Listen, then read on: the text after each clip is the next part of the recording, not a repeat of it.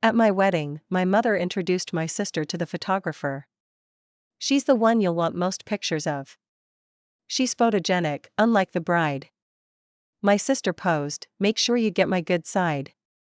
I walked over, took the mic, and said, sure, get her side. The one she used to sleep with my ex on. The photographer froze mid-shot as my sister's face went pale. Last weekend, at my wedding reception, my mom introduced my sister to the photographer and told him, laughing, she's the one you'll want most pictures of.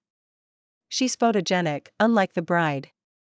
My sister even posed, tossing her hair, saying, make sure you get my good side. I stood there, gripping my champagne flute so tightly I thought it would break. Then I did something I hadn't planned but felt like I was meant to do. I calmly took the microphone from the band's singer, smiled at the crowd, and said into it, sure, get her side. The one she used to sleep with my ex on. The photographer froze mid-shot. My sister's face went white.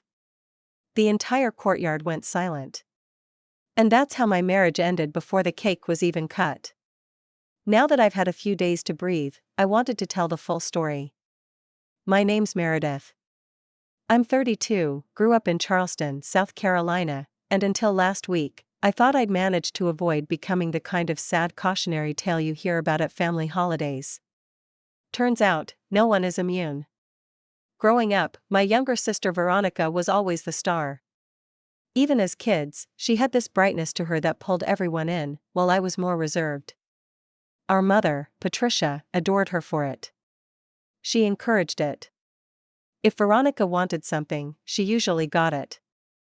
I wasn't neglected, exactly, but I was more like the background character in the family story.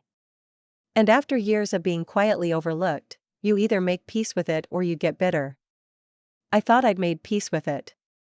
When I met Nolan, it felt like life was finally handing me something beautiful. He wasn't flashy, he wasn't the type of man Veronica would even glance at.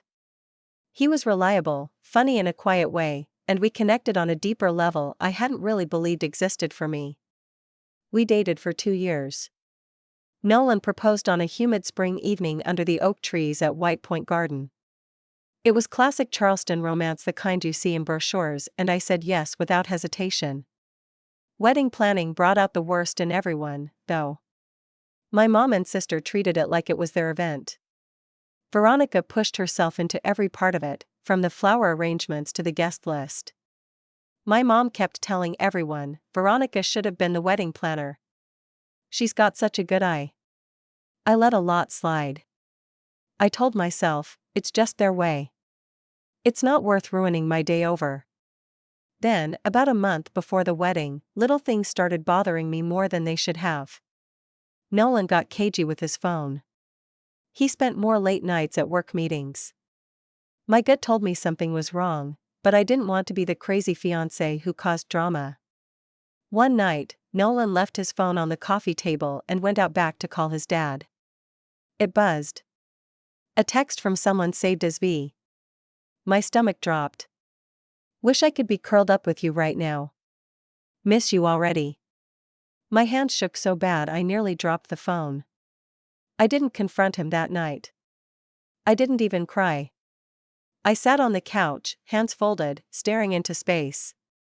The betrayal wasn't just Nolan's. It was Veronica's too. It felt like some fundamental law of the universe had broken. But I needed to be smart. I screenshotted the texts. I dug deeper. Over the next few days, I found more late-night calls, emails, even a secret Instagram account they used to message each other. I thought about calling off the wedding. Honestly, I did. But something inside me, something I didn't know, I had decided otherwise. Let them show up. Let them smile their fake smiles. Let them stand there, smug and sure I'd never find out. I'd give them a show they'd never forget. The morning of the wedding was sticky and hot, the kind of Charleston heat that leaves a film on your skin. I went through the motions, hair, makeup, slipping into the dress that had felt like a dream when I first picked it out, now feeling like armor. At the historic rice mill, where our reception was held, everything looked perfect. White lights strung from the beams, flowers dripping from every corner, the water glittering outside the windows. A setting fit for a fairy tale. During cocktail hour, I stood talking to my bridesmaids when I saw it happen. My mother, laughing, beckoning the photographer over. She nudged Veronica forward, smiling brightly. "She's the one you'll want most pictures of," she said. "She's photogenic, unlike the bride." I heard it. Crystal clear. Veronica laughed, flicked her hair over her shoulder, and said, "Make sure you get my good side." Something inside me snapped. I set down my drink. Walked up to the band setup like I was going to request a song. Took the mic. The band leader looked confused but handed it over without question. I smiled a real, genuine smile and said, loud enough for everyone to hear, "Sure, get her good side. The one she used to sleep with my ex on." The courtyard went dead silent. I saw Miles, the photographer, lower his camera slowly. Veronica's face paled. Nolan froze, halfway to a group of his groomsmen. My mother looked like she wanted to crawl into the earth.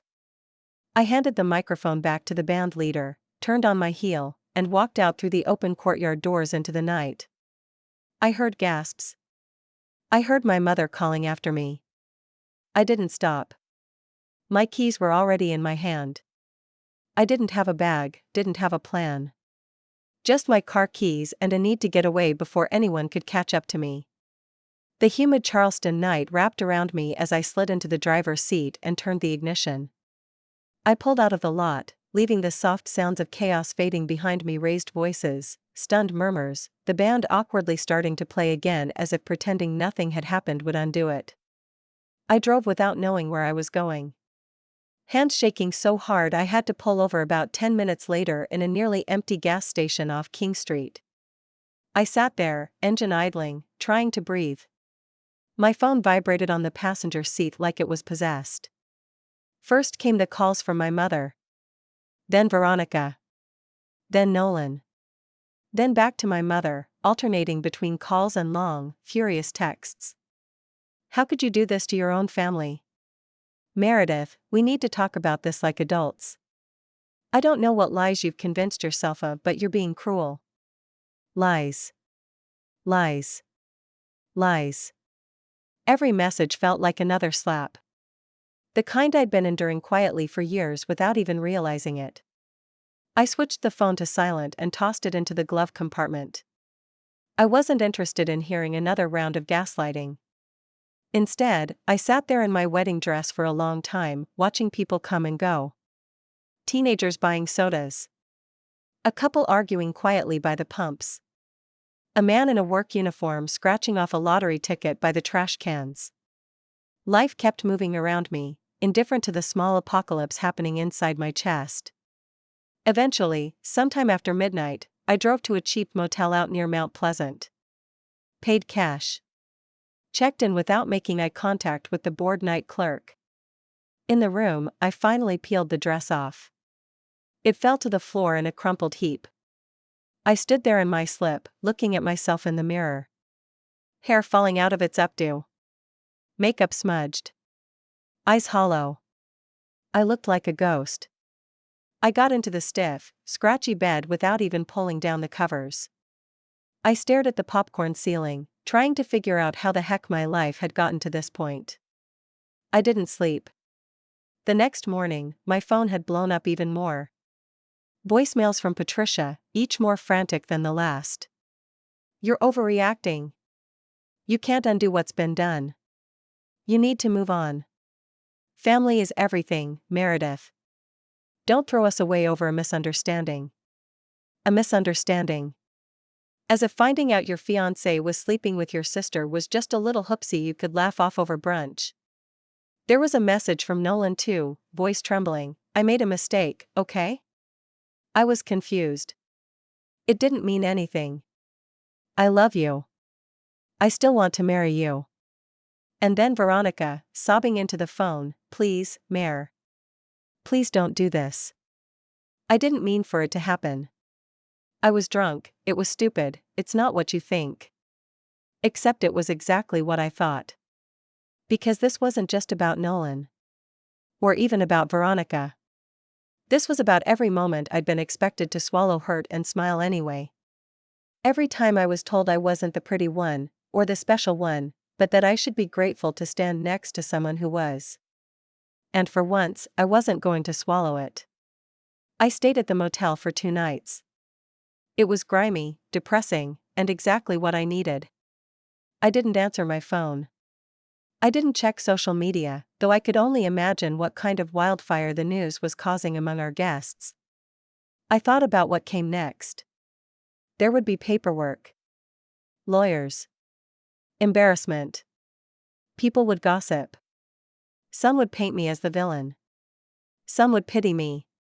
I didn't care about any of it. All I cared about was making sure that neither Nolan nor Veronica ever had another piece of me again. On the 3rd morning, after a shower that didn't quite wash the anger off, I packed my few things back into the plastic motel bag and walked out into the muggy air. I still didn't know exactly where I was going. Home wasn't an option, not yet. That was the first place Patricia would look for me. Instead, I headed for the only place that ever felt remotely safe. My best friend from college, Darcy, lived across town, out past Somerville. We hadn't been as close lately, life, distance, different schedules, but when I texted her with no explanation asking if I could crash, she replied instantly. Of course.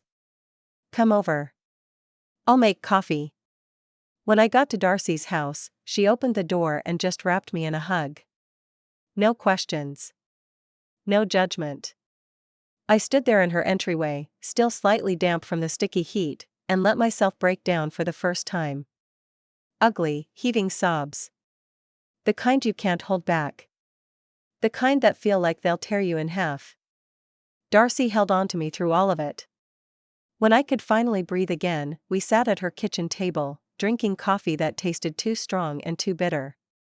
I told her everything. Her face hardened as I talked. You don't owe them anything, she said simply when I finished. Not an apology. Not forgiveness. Not even a conversation. She was right. For the first time in my life, I realized I didn't have to stay loyal to people who had never been loyal to me. Darcy let me stay in her guest room. It was small, just a bed, a dresser, and a window overlooking a wilted backyard, but it felt like a fortress compared to the chaos I'd left behind. The first few days blurred together. I didn't go out. Didn't answer my phone. Darcy worked during the day but would check in on me when she got home, sometimes bringing takeout, sometimes just sitting silently with me while I stared at the TV without really watching it. My wedding dress stayed shoved into a crumpled pile in the corner, still stuffed into the plastic garment bag from the motel. I couldn't bring myself to throw it away yet, but I also couldn't look at it. Every day, there were new voicemails and texts piling up.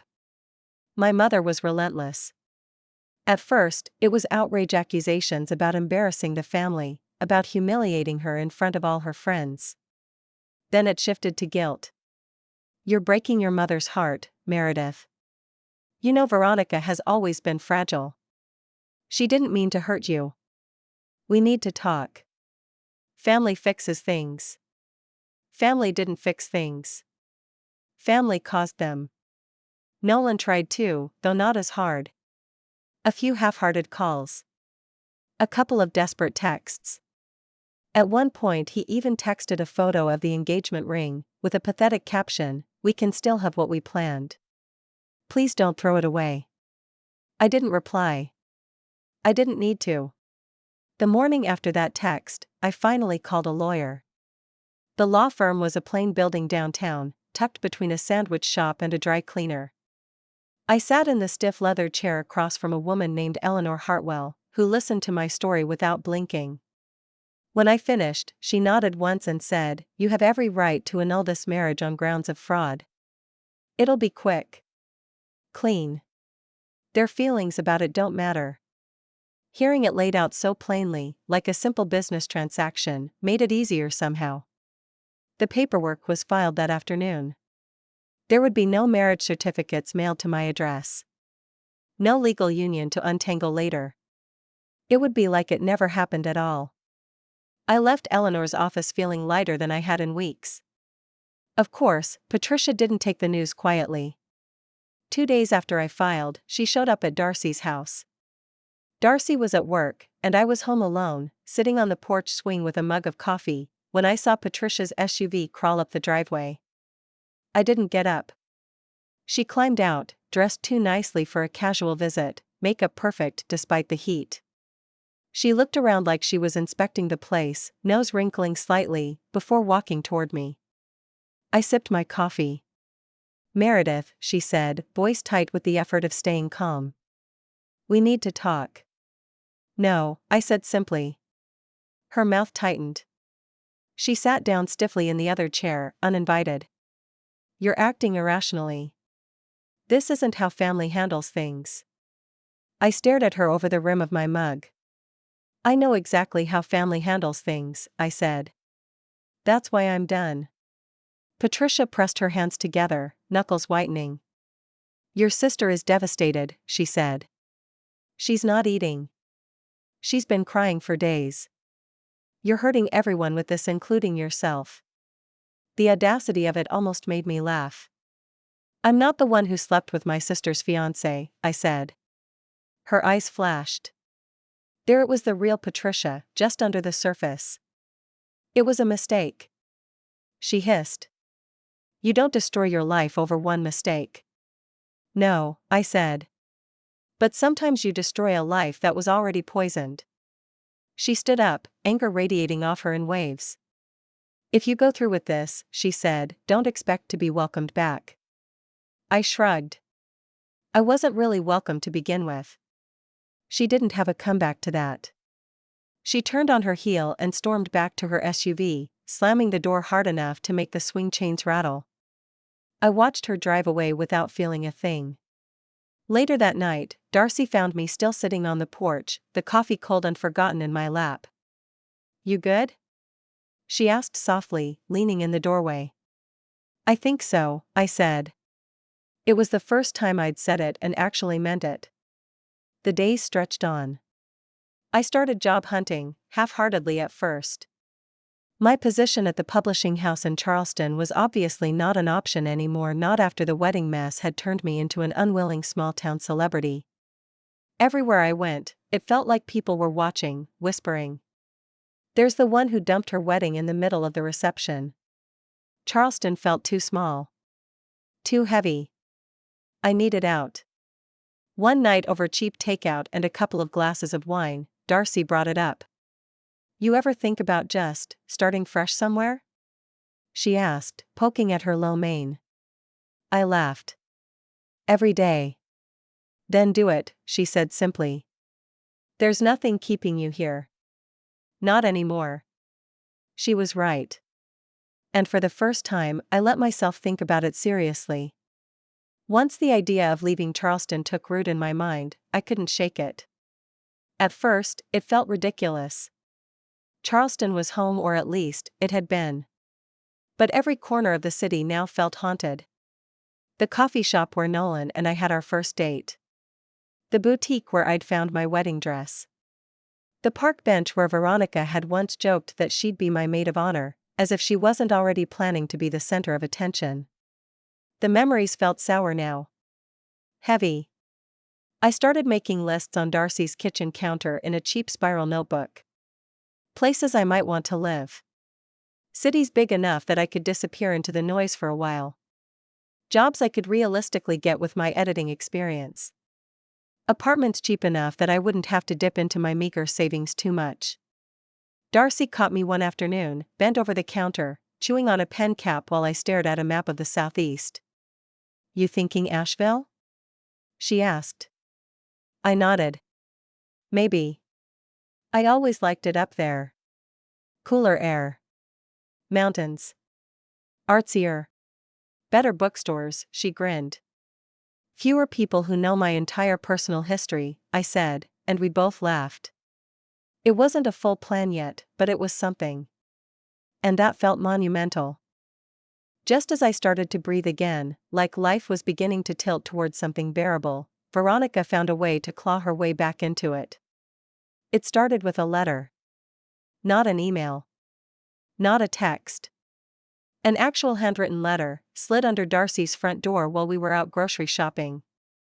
Darcy found it first, bent over to pick it up with 2 fingers like it might be a dead mouse. "It's from her," she said flatly, tossing it onto the counter. I stared at the familiar looping handwriting on the envelope. "Meredith, please." For a long time I just looked at it. Part of me wanted to tear it in half without reading a word. But another part, the part that still foolishly believed that maybe, somehow, some apology could fix it, won out. I opened it. The letter was rambling. Sloppy. Written with that same breathless drama Veronica had used all her life when she wanted to get her way. She said she was sorry. Over and over again. She blamed the drinking. She blamed Nolan for pushing her into it. She blamed stress. She even blamed me, subtly, slipping in little digs about how I was always so distant and how maybe if I'd shown more passion Nolan wouldn't have strayed. That part made me physically sick. There was no real apology. No ownership. Just a list of excuses wrapped in pretty words. At the bottom, she'd written, "Please don't cut me out. I can't imagine my life without my sister." It was signed with a heart. I folded the letter back up neatly, placed it in the trash, and set my coffee mug on top of it. Darcy didn't say anything, just watched me carefully, like she was waiting to see if I was going to fall apart again. I didn't. I just took a deep breath and said, "I'm done." And for once, I meant it. But of course, Veronica couldn't leave it there.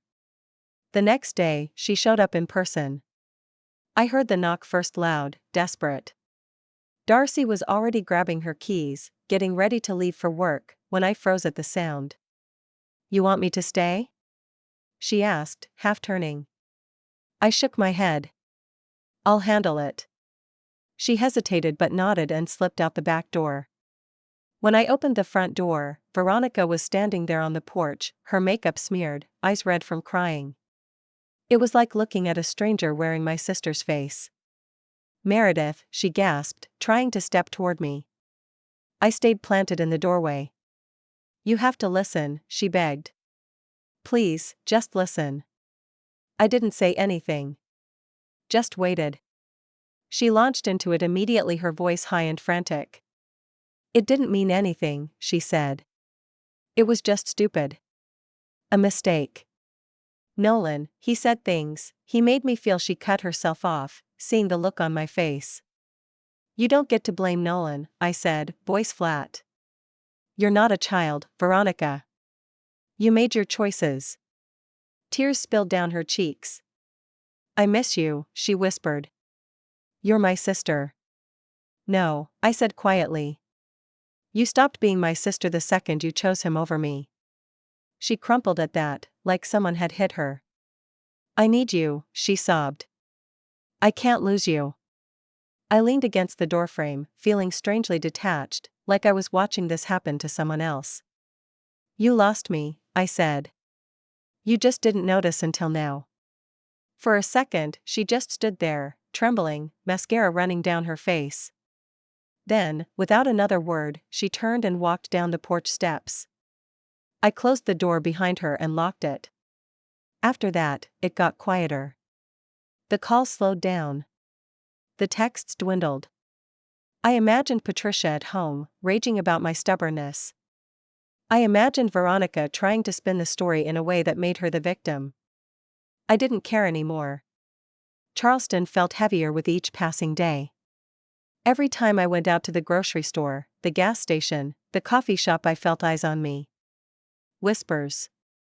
I needed to leave before the place swallowed me whole. After Veronica's last desperate visit, the silence from my family was deafening and freeing. I found myself breathing easier. Sleeping better. The weight that had been pressing on my chest for years was lifting, bit by bit. Darcy helped me pack. Every night after she got off work, we'd box up the few things I had: clothes, books, a few keepsakes that still felt like they belonged to me and not to the version of Meredith who smiled through betrayal. I found an apartment in Asheville, small, a little run-down, but with big windows and a view of the mountains. I signed the lease sight unseen. It didn't matter what it looked like. It just mattered that it wasn't here. The annulment was finalized 2 days before I left Charleston. It was almost laughably simple. Eleanor Hartwell called me with the news while I was folding clothes on Darcy's couch. "It's done," she said. "Congratulations." I laughed a real, unguarded laugh for the first time in months. Done. No messy divorce. No drawn-out battle. No ugly fight over meaningless possessions. It was like Nolan and I had never existed as a legal entity at all. Just two strangers passing through each other's lives and leaving wreckage behind. Before I left, I decided to do one last thing. Something for me. Something that felt like a final, quiet middle finger to everyone who thought I would crumble. I called Miles, the photographer from the wedding. The poor guy who had frozen mid-shot when I dropped the truth explosive on the reception. He answered after a few rings, his voice wary. "Meredith? Hey, I wasn't expecting. I'm not calling about the pictures," I said quickly. "I just need a favor." He agreed immediately. I think maybe he needed closure too. The next afternoon, I met him at a small park near the Battery. No fancy dress. No guests. No expectations. Just me in jeans and a t-shirt, hair loose, face bare. I asked him to take a few portraits. Not for anyone else. Just for me. Pictures of the woman who had survived. Who had gotten out. Who had chosen herself for once. Miles was quiet, professional. He didn't ask questions. Just clicked away while the wind tangled my hair and the city shimmered in the background. Afterwards, he emailed them to me in a private folder. I downloaded every single one and smiled at the screen. Then, I did something even better. Without announcing it, without fanfare, I posted one photo to social media. Just one. A picture of me standing on the seawall, hair blowing, face turned up toward the sun, smiling. No caption. No tags. No wedding photos. No explanations. Just me, free, alive, untouchable. Within an hour, my phone lit up like a Christmas tree.